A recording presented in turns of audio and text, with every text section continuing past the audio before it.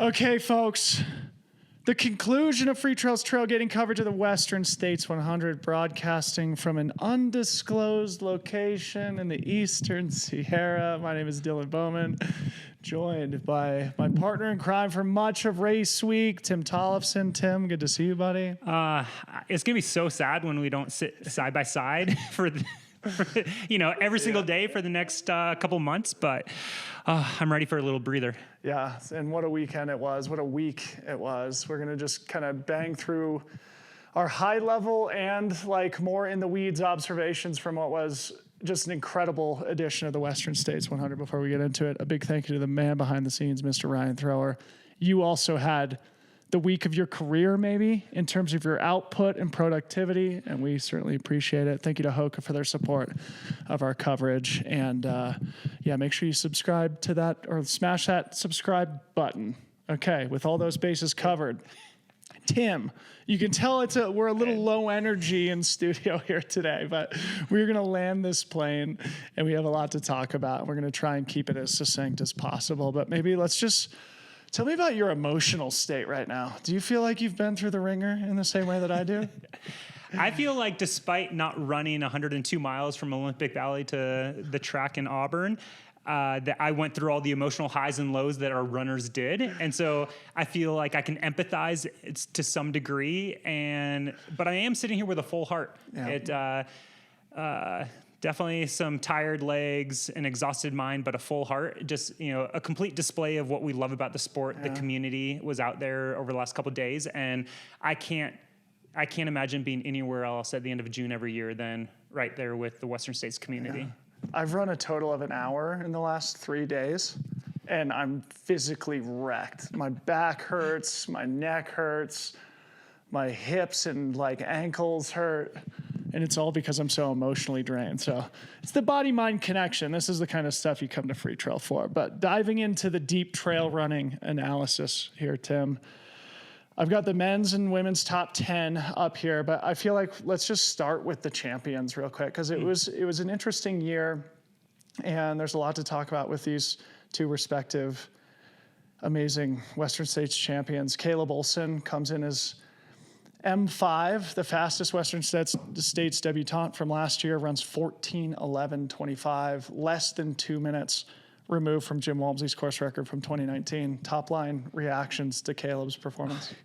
It should not be a surprise to anyone that's been following Caleb's trajectory over the last 12 months. I mean, he came out and debuted in the 100-mile distance at the 2024 edition with an unbelievable performance, but it got overshadowed because of the other storylines that year. But as we talked about his massive and dominant win at Trans Gran Canaria earlier this season, yeah. It just kind of fully displayed what he's capable of. And sitting here 2 days removed, I'm a bit ashamed that I didn't give him more love in the previous shows. I had him in my top 6. I think I'd have to double check, but it may have been I put him in 5th or 6th place, but the guy put on a clinic out there.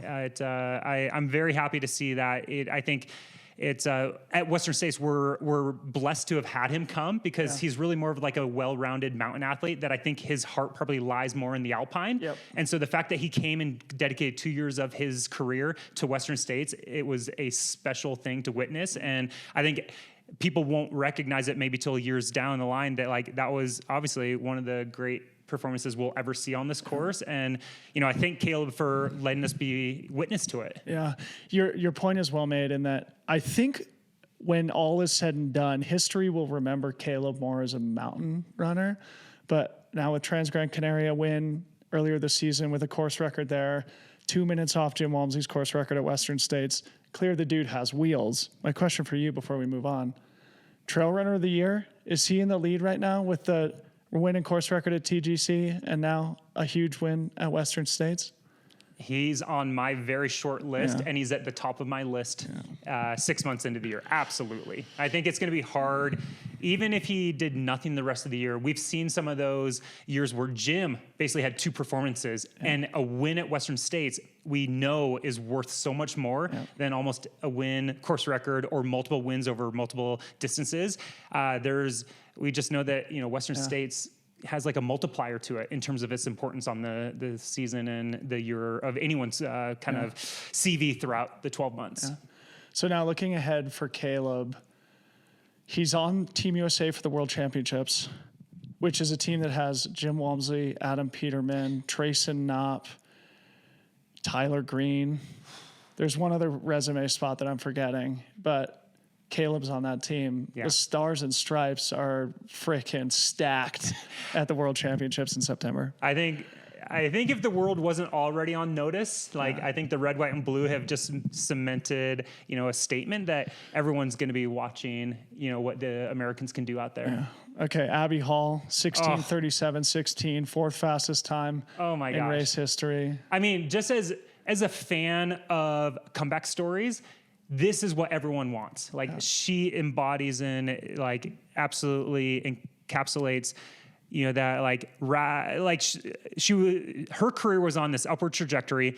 Her last race was that dominant win at Transvolcania when they shifted it to the fall in, 2022? 22, I think. And then she had a freak injury that took her out of the sport. And it could have been a career-ending injury, a tibial plateau fracture, a surgical intervention, and then months and months and months of rehab. It's there's no guarantee that you come back from that. All of the mechanics that can be changed in your musculoskeletal system, the way they react to that type of injury isn't guaranteed. Yeah. And she just slowly plugged away, started stacking bricks, stacking hours, and this year, you look at how she got into states. Yeah. She was chasing golden tickets. She has more miles raced in her legs than probably anyone in that field. Yet she still comes out and puts on almost a wire-to-wire win. Yeah. That also is going to go down as one of the greatest Western States performances, even if it was only the fourth fastest time. It really is interesting to think about the seasons that build up to these crescendos and championships, right?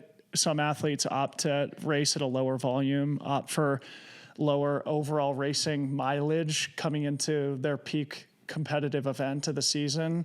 Abby was the opposite, having to chase golden tickets and generally just put in long days in the office in order to not only get her spot at Western States, but to bounce back from injury, feeling like she's got the trust in her body that it can go the extra distance. It's so cool to see Abby, and we talked about this in her finish line interview. She had some personal mantra.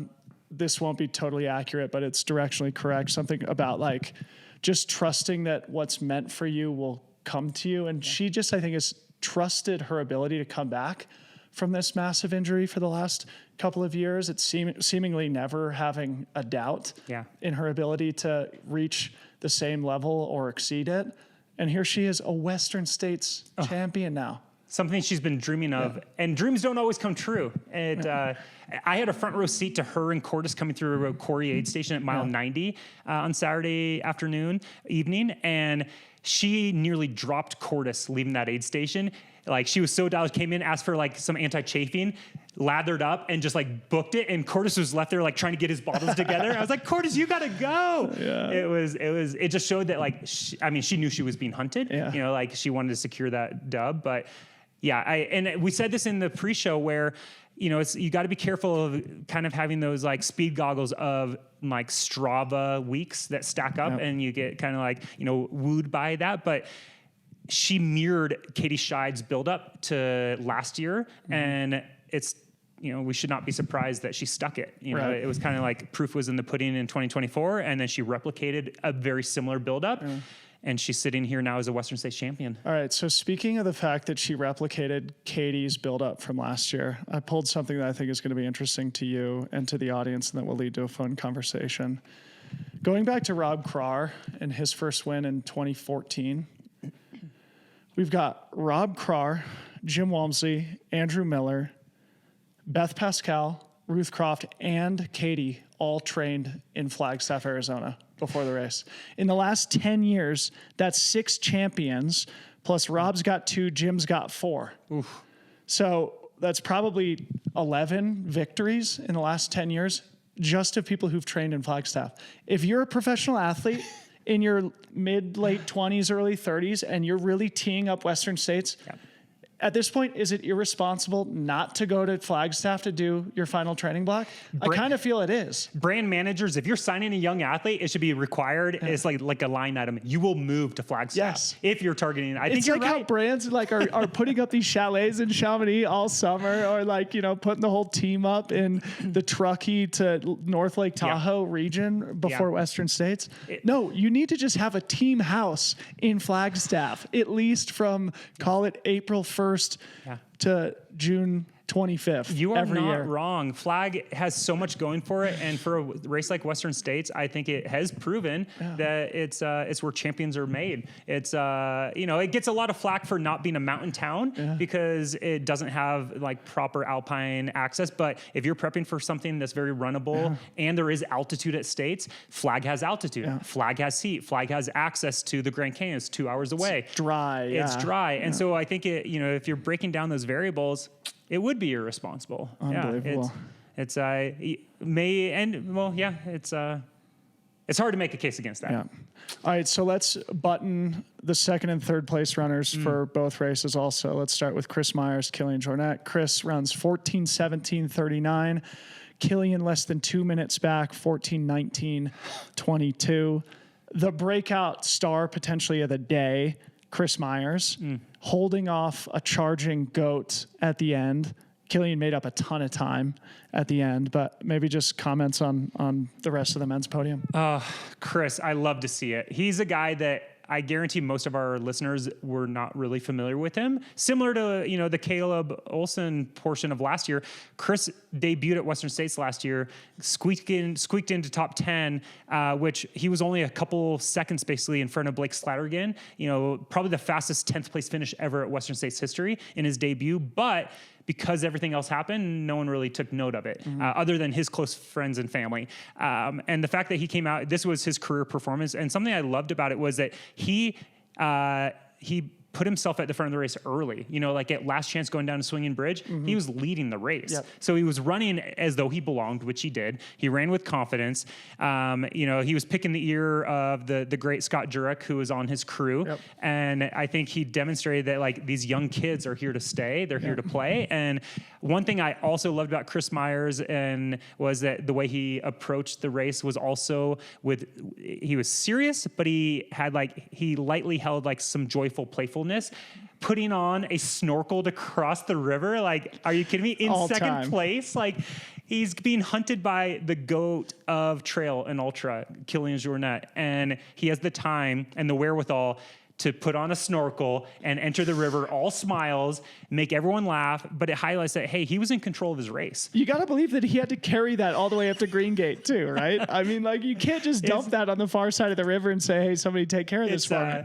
I love it. It's really cool. And it highlights, he's 29 years old. So you look at the podium, 29, 29, and then Kilian, the outlier of 37. And then everyone else was basically like early 30s. So it's kind of been this like, it's showing that it's a young kid's game in a sense of pushing the boundaries. But all love for Chris, and I apologize publicly, Chris. I had you 6th place on my fantasy free trail. I should have given you more love. Please forgive me. Don't hate me. Well, we'll come back and talk about the calls that we made before the race and where we were prescient and where we were complete idiots. We'll come back to that in a little bit. But any other words on Kilian? I mean, to me, his performance will be one of those that won't necessarily be forgotten, but we focus on the champions, right? And Kilian, of course, it's almost a disappointment when he doesn't win. It's unusual, just given the precedent of his incredible career. But to me, this is like a really memorable performance from Kilian. 14:19 at 37 after just having your third kid in a race that doesn't suit his like physiological nor his like nature or nurture of how he's conducted his athletic career, to be able to like keep that competitive edge, to be willing to change up his training, to be willing to experiment this late in his career and still be able to stick it around sub 14:20. Yeah. I mean, it's remarkable. It's really, really amazing and remarkable. And he was charging from behind. So he was, call it 8 minutes behind Caleb when all was said and done. Yep. But he did make up a lot of time on Chris, and Chris said in the finish line interview, I think Killian would have got me if it was a mile longer. Yeah, absolutely. And Killian has publicly said, he's really driven out of kind of that curiosity and things that are challenging for him, because when you've won everything and set course records everywhere, you could see the argument that it gets boring. And so he wants to find places where he can put himself in discomfort, and Western States is a perfect example of that. But to run 14:19 at 37 and be in the hunt, almost nipping second place, I think Killian will probably look back fondly on this as one of his most memorable experiences in his storied career, despite not winning. Yeah.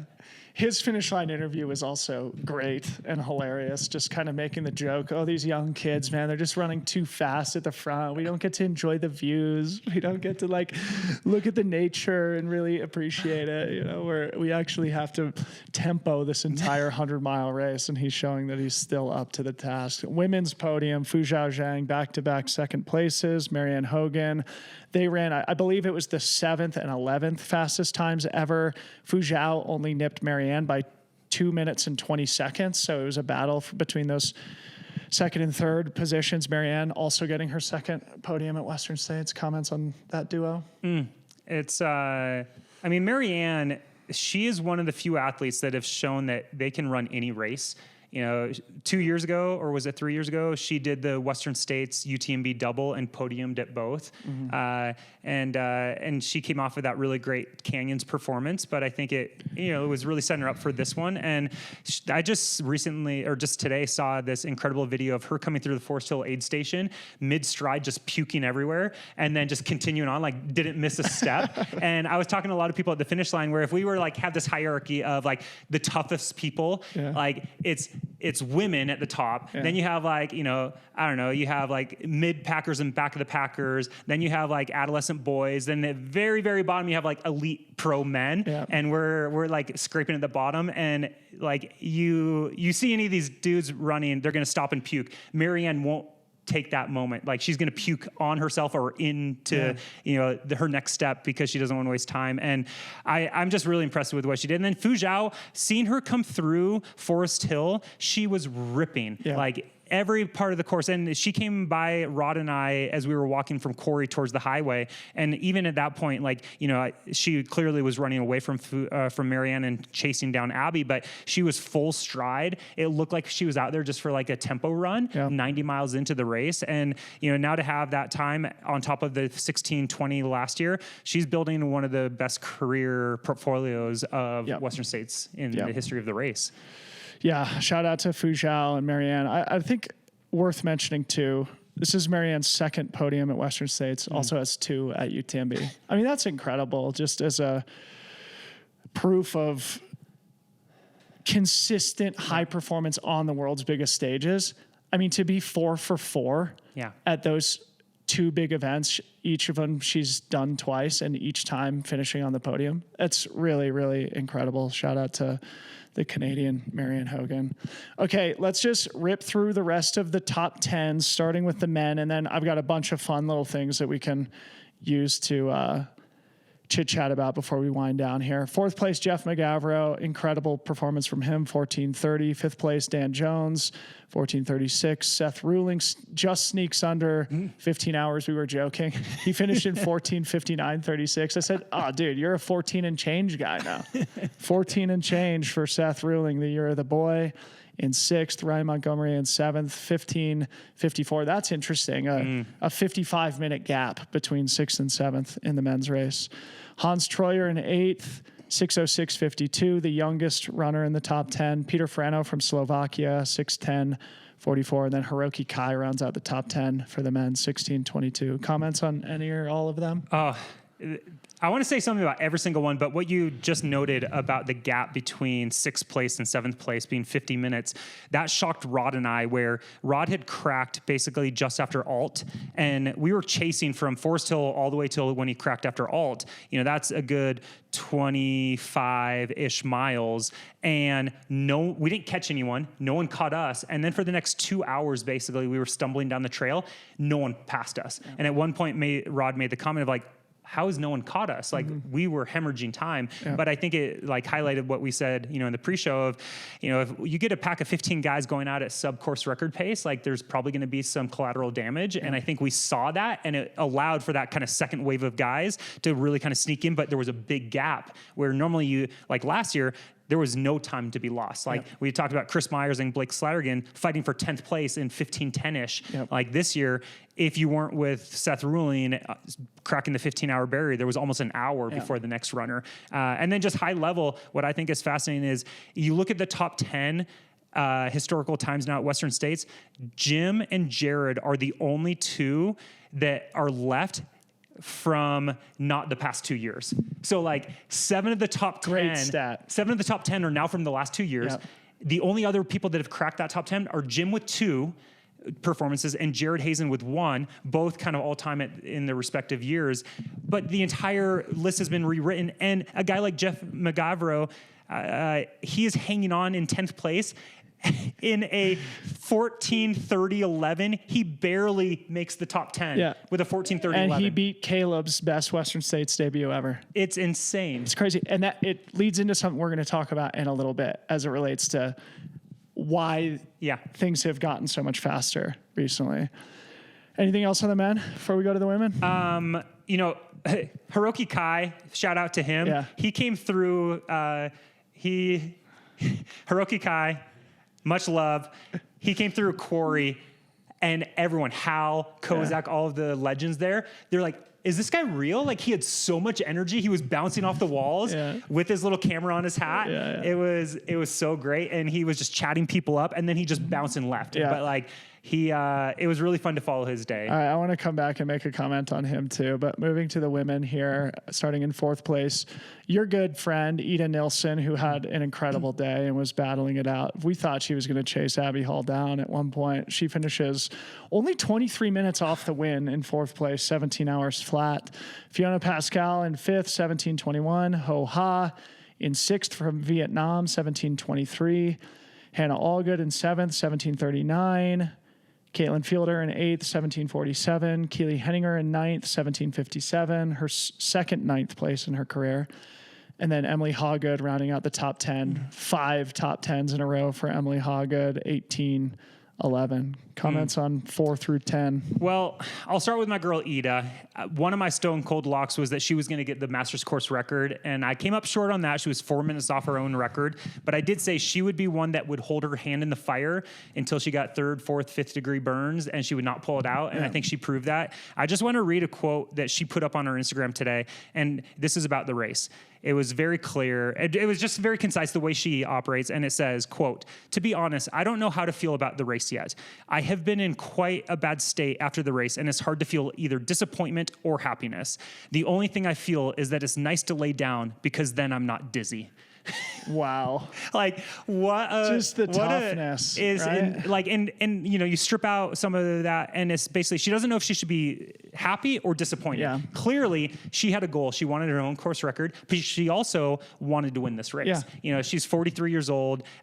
She was close too. She was very close. And she basically, she also in that post went on to talk about where she cracked a little bit, but she never let up, and she was in the fight all the way to the end. And to come out in 4th place, the 17 flat, only 4 minutes off her course record, and a similar stat to with the men. If you look at the women's top 10, Ellie Greenwood is the only person with a top 10 performance that didn't come from the last 3 years. So her 16:47, the 2012 kind of for women unbreakable course record.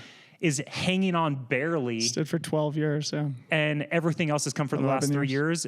With Ida, chomping at the bit there. Wow, what a great observation. Yeah, and I can feel that emotional state from Ida too. I would probably feel very similarly, having been like within striking distance of the win on Cal Street, where she was eating time into Abby Hall, to then fading and being passed, and now no longer on the podium, but still. Having an incredible 4th place finish, being only 23 minutes off the win. I mean, that's like 1 or 2 small mistakes, right? And so it's really easy to then dwell on those 1 or 2 small mistakes and do the, sort of agonize in the post-mortem and be hyper self-critical. But I hope Ida can come around to being joyful and appreciative of what she did. Any other comments? I mean, there's a lot more in the women's top 10. For sure. I mean, one that really sticks out is Fiona Pascal, finishing 5th place. That's incredible for her debut at Western States. And as we talked about, her sister had won this race back in 2021. And I believe when, pulling up Beth, when she won, she ran 17:10:42 to win the race. So Fiona is only a few minutes back from her sister, I was but going to say the same all the way thing. back down into 5th place. It's kind of highlighted what's happened in the last 4 years. But then massive shout out, Coach Hannah Allgood, coming out here and I think sticking an amazing race, finishing 7th in 17:39. Caitlin Fielder, I think, is one that our American audience may not be super familiar with. We talked about her a lot in the pre-shows of, stepping up in distance, but nailed her first Western States. And then, I mean, the last two in the 9th and 10th, I think Keely, I love to see that she got this done after almost being cursed at this race. And she ran a very respectable time, 17:57. I saw her afterwards and she looked like she was in pretty tough shape, understandably. But then Emily Hawgood, we call her the local. She has such a big heart for this race. To finish 10th was, you said, 5th time. 5th in a row. 5th in a row. That gives her the opportunity because that this race means everything to her. So she now has 365 days to go back, talk with Coach Lynn and kind of reshape. And if it is her North Star, they can work backwards and figure out what, maybe what they want to tweak. But I would say that a Stone Cold lock, way too early to call. Maybe it's not too early. Way too early, Stone Cold she lock. will be here in 2026, and she'll be in the top 10. She absolutely. I remember after Casey Lichtai's reign at Western States, I personally said nobody else is going to do 10 in a row, and I'm like, yeah, probably Emily Hawgood will do 10 in a row and be top 10 every single time. Okay, couple sort of closing comments. One, just doubling down on what you said about Fiona Pascal. I think just really cool. Fiona and Beth. Now, I think in all likelihood, the first siblings to both finish in the top 10. And of course, both of them finished in the top 5. So a really cool historical note at Western States. I also just like in looking in this top 10, coming back to, we were just talking about Hiroki Kai. So on the men's side, there was Spain, New Zealand, Slovakia, and Japan represented outside of the U.S. I'm pretty sure this is the first time we've had a Japanese top 10 finisher since Tsuyoshi Kaburagi way back in 2008. People will know that Kaburagi-san is the race director and founder of Ultra Trail Mount Fuji, a fantastic event, sort of one of my early heroes in the sport. And he finished on the podium. What year was it? I think it was 2008. So anyway, Japan back in the top 10, cool to say. Women's side, China, Canada, Sweden, Great Britain, Vietnam, New Zealand, and Zimbabwe. Wow. All represented in the top 10. So 8 countries, including the United States, 7 international athletes in the women's top 10. I think a very cool, just like example of how the sport is changing. Certainly the first time we've ever had a Vietnamese athlete in the top 10. Yeah. Very, very cool. All right. You and I were just talking before we press record about the brand stuff. Say what you said about the men's race. I thought it was fascinating that in the last few years, we have seen times get faster and faster and faster, but we've also seen that being correlated with like groups or clusters of men from the same brands. This year, the top 10 men were all sponsored by different brands. Like, it might be hard for some of our listeners even to list 10 brands in the sport, but 10 different shoes were on 10 different men's feet at the Western States top 10, which I think is really cool. Yeah, we're going to talk about shoes here in a second, but sticking on the brand stuff, Caleb Olsen wins Western States. He's a Nike athlete. Nike posted on their global Instagram account a congratulations to Caleb Olsen. This, I think, brings the story of Nike Trail full circle in a way that you'll be able to comment on. Early in our careers, when the Nike Trail team was being established by Pat Werhane in those days, he didn't have a lot of resources. The brand, certainly from the highest levels, was not interested in investing in trail running. the team ended up being sort of like a farm system or a feeder system for other brands. You're an example of that. Yep. Talk about this. Nike's arrived. The global Instagram account is posting about a Western States win. It means a lot, not only for Caleb himself, but for the sport. Absolutely. And as a fan of the sport, I am loving this. I do think for the last decade plus, as you said, Nike Trail was really the feeder system, a farm team for others, where they were great at recruiting early talent. But then it was evident that the brand itself did not really see the value of investing heavily into the sport, which is a shame because I think all of us have much love for the brand. I definitely do. All of my contacts that I had back in the day, I still am close with. I saw a lot of them this last weekend and got to catch up. But I think and we've said this for a decade, that the moment Nike decides to really take the sport seriously, they're going to show up in a dominant way and they're going to stick and they're going to stay. And I think probably internally, senior leadership probably was debating that. Like, if we go, we want to go. Mm-hmm. And I think the fact that Caleb wins and the global account posts about it highlights that they see value in trail and they want to be here for a long time. Because, good example, Casey Lichttag won Western States in a Nike Trail kit.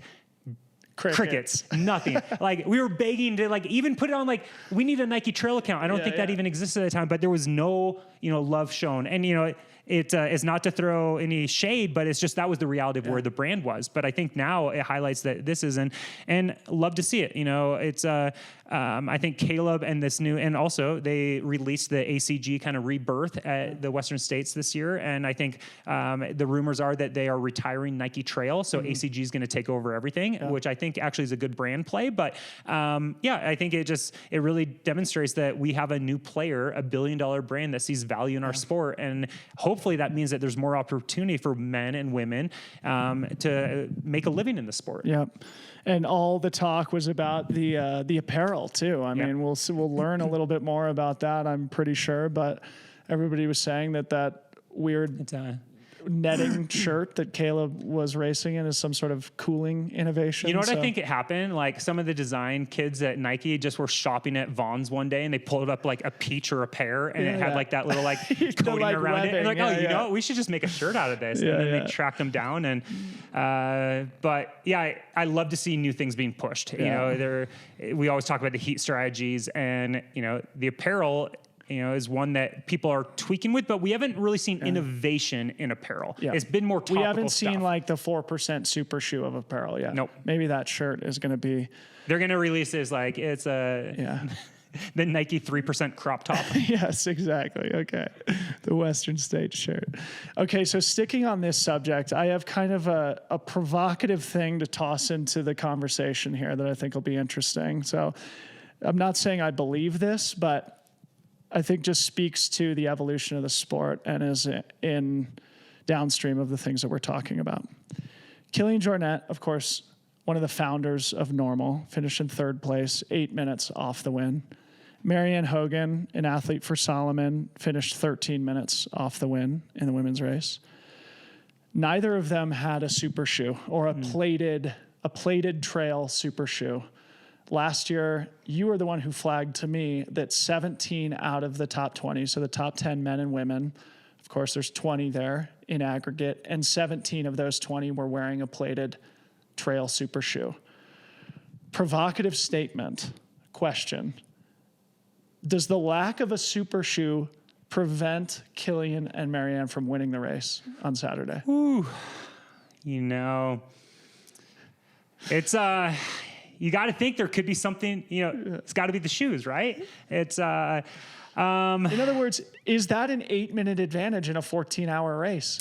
So this is the great debate in trail super shoes, and also what makes a super shoe a super shoe. You talk a lot of great designers, and a super shoe is that combination of the plate, of the supercritical foams, of the geometry of the shoe. But most brands and the innovation teams will say the most important piece is actually the foam, is not the plate. The plate obviously interacts with the foam, but it often is the foam that makes the biggest difference. So, I'm not up to date. We'd have to ask some of our friends, maybe, conversational pace. Brett could jump in and educate us on what the Kilian shoe is. But I would hope that it has some sort of kind of supercritical foam kind of baked in. It was the Keurig 2, which I think has the supercritical foam. but no plate. Yeah, no plate. Yeah. So I don't know. I think it's a good thing to kind of speculate and on the face value be like, yeah, they lost the races because they didn't have it. Like they could have been, it's the classic, like back in our, if we look to the genesis of the super shoe, 2016 Olympic trials down in LA, Galen Rupp and the Nike crew were all wearing super shoes. Des Linden, Kara Goucher, they were not. Yeah. They famously lost these races and it gave birth to the controversy over the super shoe debates. Well, and also look at what you just said about the overall top 10 fastest time for both men and women. Yeah. 9 of them, I think you said, in either field I guess Jim and Jared, you said, are still in the top 10. That's from 2019. So they didn't have super shoes then. Nope. But on the women's side, it was only Ellie Greenwood from the last 3 years, right? So I don't know. I think this is going to be a thing going forward. And one of the big, unknowns, and I'd love to see more research, and we need it, is what do super shoes do for trail? Because obviously in roads, it's easier to extrapolate. My feeling is for Western States, makes a big difference. Maybe for UTMB and Hard Rock, less of a difference. Western States. That's my subjective feeling based on what we've observed. Absolutely. Yeah. And I mean, just speaking candidly about the brand I work with, Craft, Ida was wearing a super shoe, one of our prototypes, and it's designed for gravel racing, basically. Yeah. And Western States is a gravel race. Yeah. We've always called it California Carpet, but I think we could almost rebrand it that it's the Western States gravel race. And it's the perfect terrain for maybe something like what we're seeing on these athletes' feet. So interesting. Okay, a few more things to get to here. I want to button 2 things together, notable drops and then the death marches of the day, because we got to give some love to those who got it done. Okay, so notable drops, David Roche, Riley Brady, Tara Dower, Rosanna Bouchauer, Heather Jackson, Vincent Bouillard, Esther Chilag, Martina Mowinchik. I may be missing 1 or 2 people there, but death marches of the day. I mean, I shouldn't really call Shea Aquilano's a death march. I think she finished in 21 and change, so definitely not a terrible time, but far off her potential. The youngest athlete in the field, by all accounts, had a rough go. Still troubleshot, got her way through it. And then also the 2022 champion, Adam Peterman, man. Respect to you, Adam, for getting it done. What I heard is that he walked 45 miles effectively. Yeah. And that it was a grim scene.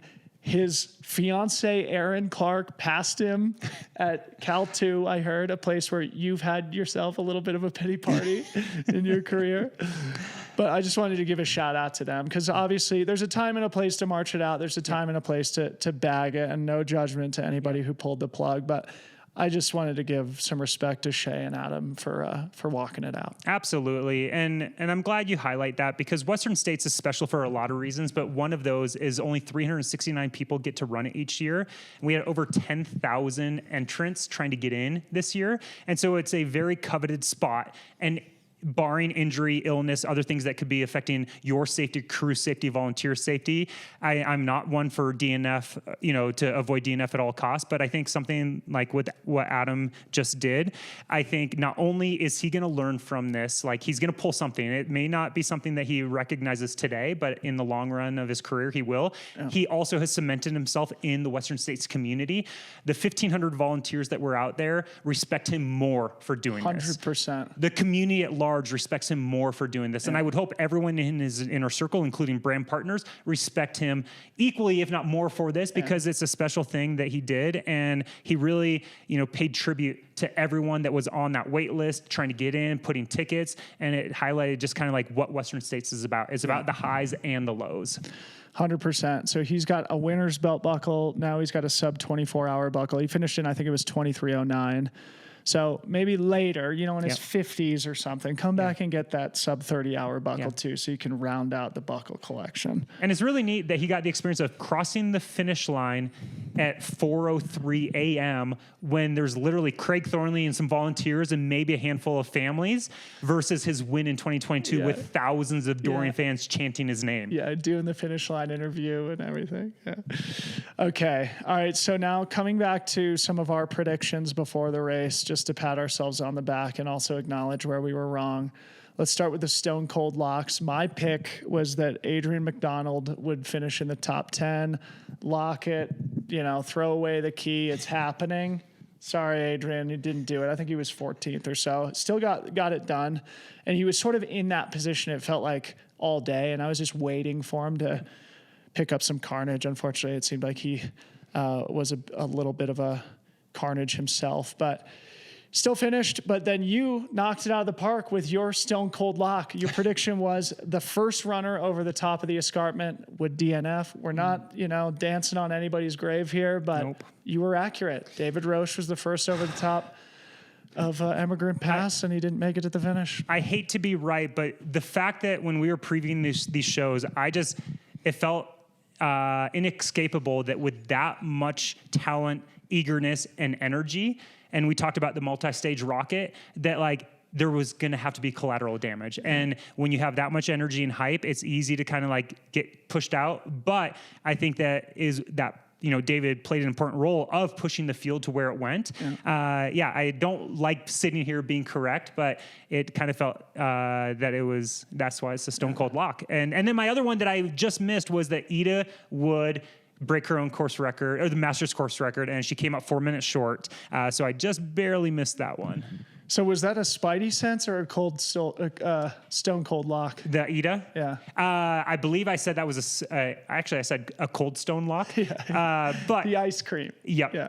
So my spidey sense, just to pat myself on the back, even though I didn't have enough courage to actually put it on my fantasy team, I said, my spidey sense, look out for Chris Myers on the podium. We definitely have to clip that, Ryan, so that I look smart, but I didn't have enough courage, like I said, to actually put my money where my mouth is. But congratulations to Chris Myers. I think, probably came in with a bit of a chip on his shoulder. We didn't do a pre-race interview with him. I think he was just like one of those athletes who was waiting for his big international breakthrough. And now a lot of people are going to be putting much more respect on his name, myself included. So that was my spidey sense, and it did prove to be accurate. So I just wanted to toot my own horn a little bit. All right, couple more things before we wind down here. In our sport, there's a rivalry between what you could call the two best musicians in trail running, Ben Gibbard and Ryan Thrower. And I think we can objectively say now Ryan Thrower is a better athlete than Ben Gibbard. They both ran very similar races at Western States. Ryan exploded at Devil's Thumb, walked it in for, 26 and a half hours? 26 and change. Gibbard also blew up at Devil's Thumb, apparently stayed there for an hour, finished in 27 and change. Ryan, how does it feel to be the best athlete of the best musicians in trail running? Speechless, he says. Oh, so good. I was going to give Ben a shout out, and maybe this is a good leadway, because he was one of our Weight Watchers, and Ben got it done. I had the pleasure of walking in from Roby Point with Ryan and his incredible crew. But I love to see that. And then also just like think about our Weight Watchers, some highlights from there was Dan Green finished 12th. Shortly after the Cocodona race, and he ran a stout time for. I can't fathom doing that. So shout out to Dan Green. We also had Ricky Wayne, the Irishman. He finished in 1841 off the wait list. Got out just a couple weeks before the race. I think he was the top Masters man too. Ooh, okay. I want to say. What about the guy that was on the plane? So our boy Russell Gardner from the UK that was en route when he got off the wait list. The day before the race started, he finished in 29 hours, 22 minutes, and 39 seconds. He finished just ahead of Rinny, Rye. I have photos of it. Yeah. So good. So congratulations, Russell. Thank you for making the trip. Thank you for joining us, and I hope that was everything you dreamt of. And then I want to give a shout out to my neighbor, 2 doors down, Paige Borges. She finished 15th in the women's race. Yeah. She was on the wait list. Probably most people don't know her name, but she, had some flare-ups right before the race, but big kudos to her for finishing 15th in a stout field. I got to hand her belt buckle at the award ceremony. Shout out to Paige.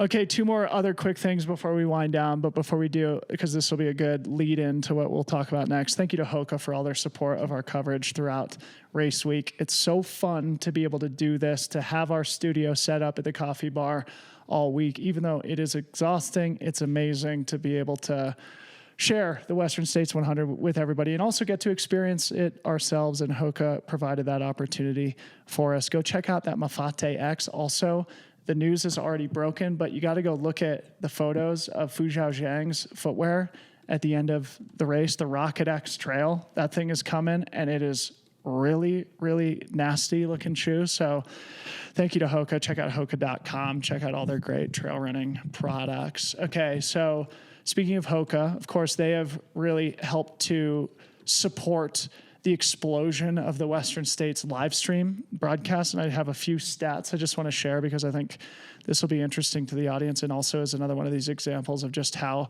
the race itself is growing and how it's helping to support the rest of the growth in the sport more broadly. Guess how many viewers on the live stream? Oh, This is on as of yesterday morning. Like so the at aggregate, this point, the total? Yeah. Oof. I mean, I tuned in quite a bit early, and there was never less than like 26,000 people at a time. Out of the gates, 2 days removed, I'm going to say 1.1 million. 1.2 million. That was as of the award ceremony yesterday. Jeez. So definitely that will increase substantially. It is the highest ever by a factor of 2. So, and I was chatting with Billy about it. I was like, why do you think that is? He pointed at Killian because we were at the award ceremony. And to me, it feels like, yeah, that might be part of it, but it's definitely not all of it. I think just now in its 5th year, it's become this appointment thing. Yeah. And now, like, you know, people are sending the links to everybody they know. I mean, I remember a couple years ago when Jim finished and there was like 15,000 people watching. The peak concurrent viewership was, I think, when Caleb finished, 46,000 people were watching. Oh my goodness. It's incredible. I mean, that's like a college football stadium of people watching. A total of 60 years of watch time of the aggregate viewership. So these are not official numbers. I just want to add that caveat, but they were revealed by Topher at the awards ceremony, and they're only gonna grow over time. So, okay. In conclusion, Tim, you can talk about the live stream, but then I also want to just do our way too early predictions of 2026. Do you want to say anything about the live stream, or should we wrap up? I tuned in for a lot of that first 60, and I just want to give kudos to you guys, Billy, the whole team, everyone that makes this possible, and all the people in the chat that were donating money. You know, this is a really neat service to have, and I think it's only going to further the Western States story, and I love to see it iterate each year, and there are inherent complications of putting on a live stream over 102-mile point-to-point course through some of the deepest, most challenging remote canyons in the Western United States. And so, you know, to anyone that may have had some gripes, I encourage you to come out and be on site. It was really an incredible effort from everyone involved. So, yeah, I'm just thankful that it was there for all of us to consume and enjoy. Yeah. A big thank you to Mountain Outpost too, who really does all the real production and grunt work. And it's a 12-month a year thing now. You know, we talk about it. We're on calls all year, sort of setting it up. And Mountain Outpost has really helped to take it to the next level. And of course, Billy Yang being the key driver and leader from the board and from the organization. The combination of those two things, I think, has been fantastic. Wrapping up with our way too early predictions for 2026. I'm going to say that of the champions, Abby returns, Caleb doesn't. That's my first prediction. Caleb has already said in the past that he's doesn't like to return to races. It's important for him to keep it fresh. After knocking this one out of the park, it'd be, I think, hard to be motivated in the same way. My biggest way too early prediction is if Killian comes back, he wins in 2026. But also maybe posing it more as a question, does Killian come back? And also, what is Jim thinking right now? One thing I meant to mention a few minutes ago is that Jim told me at Black Canyon, grading his 2024 performance where he ran 14:13. He said, I ran 14:13 on a bad day. So I was like, what do you mean? Is it the carbs? He's like, no, man, I was eating like that before it was cool. And I was like, was it the shoes? He's like, it's the first time I ever had a fast pair of shoes. So Jim, I'm sure now everybody's thinking like, okay, sub 14 is the next mark. Okay. And Jim having somebody run so close to his course record, under 2 minutes. Yep. All right. So posing it as a question, does Killian come back? And what is Jim thinking? I don't think Killian will come back, but if he does, he is coming back with one singular mission, and that is to break the course record and go sub 14. Yeah. And I would just say, Killian, please come back. We're begging you, come back. It's possible that their 2026 edition will be the last one we have before the Granite Chief reroute through the wilderness.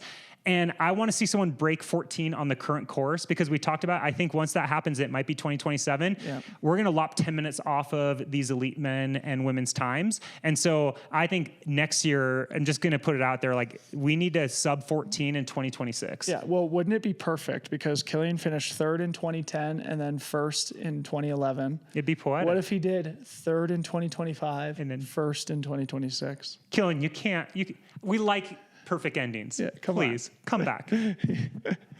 Any other way too early predictions? I agree with you. I think looking at our top 10 men, I think only 5 of these men will return. You think? Because I think Caleb is going to move on. I think Killian, there's that possibility. I think Dan Jones has gotten what he wants out of this race, most likely. No way, he's coming back. It's prove me wrong. And then, I don't know Peter Frano or Kai Hiroki, but both of them, international travelers. I would hope they come back, but I would just say they could be question marks. The Americans, I see no way they won't come back. Yeah. Tell you what, Seth Ruling, Hans Troyer, Jeff McGavro have got to be locks. And Ryan Montgomery. Yeah. I talked to Ryan, and he said he will not be happy until he has a sub 15 performance. Yep. Like, he will not feel that his time is done at Western States. And he gave himself an entry last year. He doesn't have to chase. Like, he raced almost all the golden ticket races this year. Corinne asked both Fu Zhao and Marianne in the post-race finish line interviews, will you come back next year? And both, without hhesitations, said yes, they will be back. So I predict that the whole women's podium comes back. And I mean, of that, the rest of that group, obviously we know Emily's going to come back. Yeah. Like, I kind of expect all the women to come back. I feel like Keely definitely knows she can do better here. One question mark might be Hannah, whether she would want to do it again. But I mean, Ida might be a question mark too. Yeah. Otherwise, I kind of view the entire women's top 10 as coming back.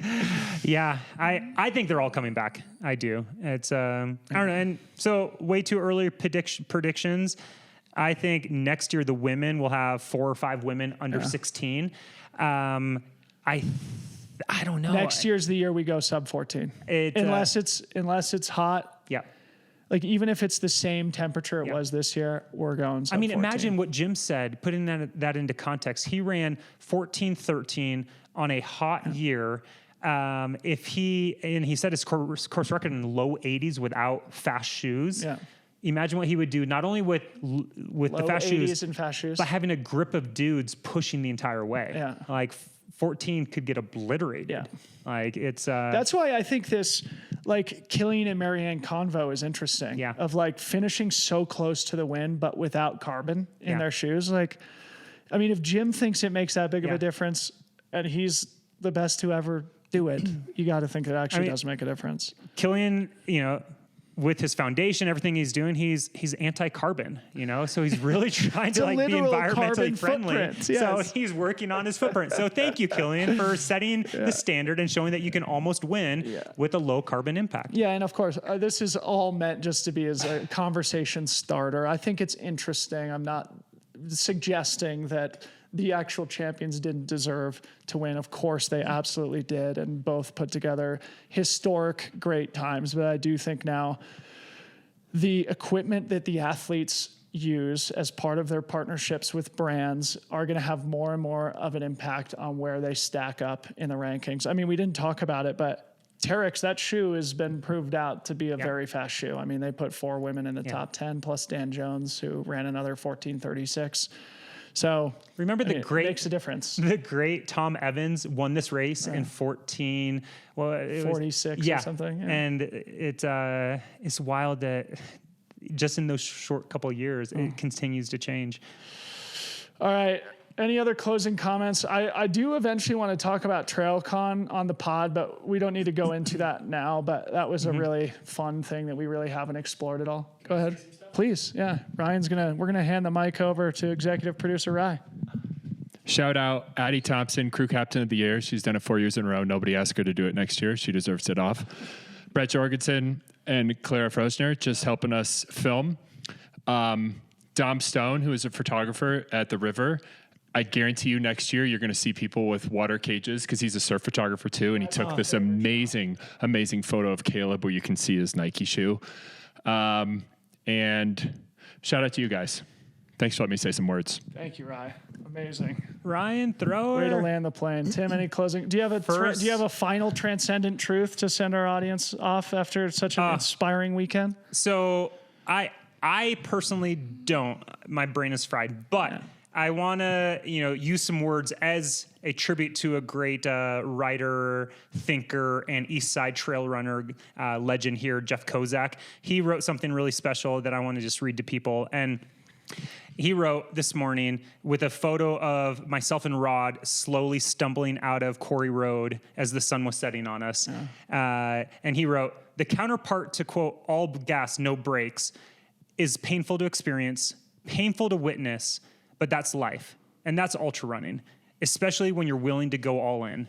However, the camaraderie and compassion born of shared dreams and shared suffering makes the pleasure worth all the pain.